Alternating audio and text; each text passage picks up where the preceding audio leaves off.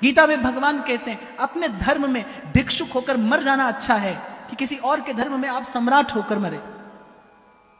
किसी के धर्म में सम्राट होकर जीने से अपने धर्म में भिक्षुक होकर मरना अच्छा है। दुर्भाग्य इस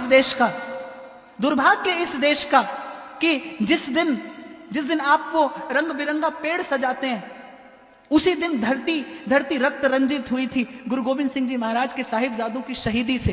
एक भी भारतवासी उस शहादत को प्रणाम निवेदन करना भूल गया। एक भी भारतवासी। किसी कवि की पंक्तियां हैं, बड़ी सुंदर बात मुझे लगी। उसने कहा सरहिंद की जिन दीवारों में साहिबजादों का जिस्म जड़ा है।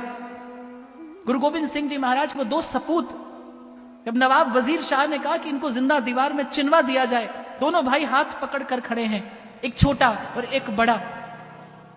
वो घटना में याद करता हूं तो जब दीवार चिन रहा था वो जल्लाद, एक छोटा भाई एक बड़ा, उस दृश्य का स्मरण करना। और छोटे भाई के मुख पर जब दीवार आई तो बड़े भाई की आंख से आंसू गिरा और छोटा भाई पूछता है कि बड़े होकर भी आप रोते हैं?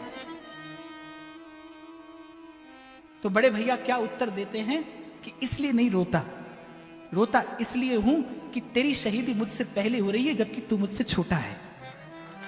तेरी शहादत मुझसे पहले हो रही है क्योंकि तू मुझसे छोटा है। इस प्रकार के बलिदान पर सरहिंद की जिन दीवारों में साहिबजादों का जिस्म जड़ा है, सच पूछिए ऐसी ही बस किसी नींव पर सत्य सनातन धर्म खड़ा है। आप भूल गए। इसीलिए मैंने कहा व्यासपीठ का काम है जगाना। मैं तो डंडा बजाकर कहूंगा जागते रहो, और इस भाव से कहूंगा हो सकता है कोई एक जग जाए।